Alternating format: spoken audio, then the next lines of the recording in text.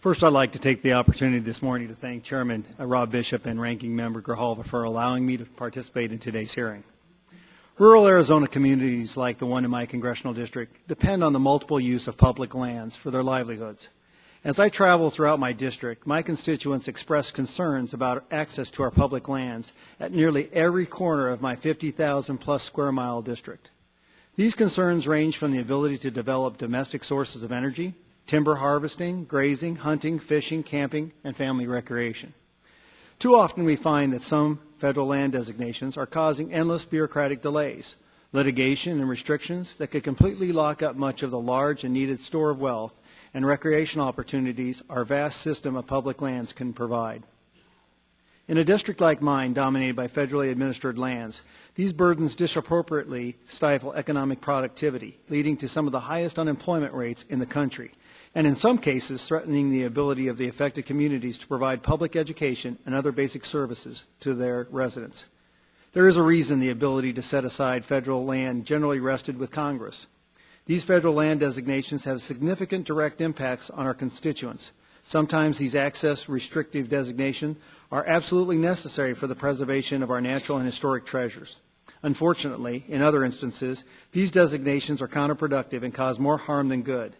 Congressional authority to establish these land designations is an integral part of the transparent and public process that will ensure a designation is not only appropriate, but accepted by our constituents.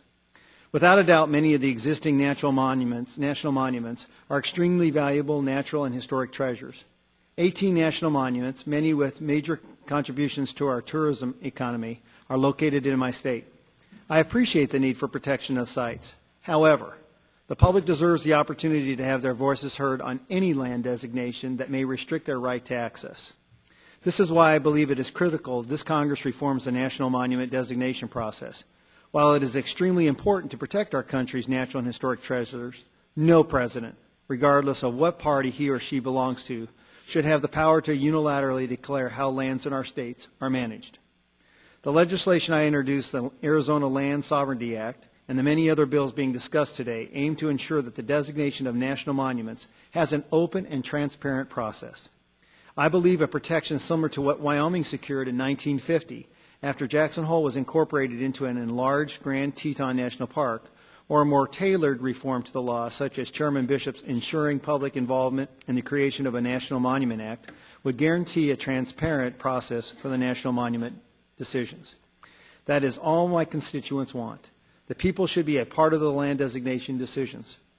Thank you again for allowing me to participate in today's hearing. I think it is pretty telling that a coalition of members from nearly every western state have legislation being considered today. While these land management decisions may not garner headlines with the media, they mean a lot to the day-to-day lives of our constituents. We should ensure they are a part of that process. I look forward to continuing to work with my colleagues here today to reform the National Monument Designation process, and I yield back the balance of my time.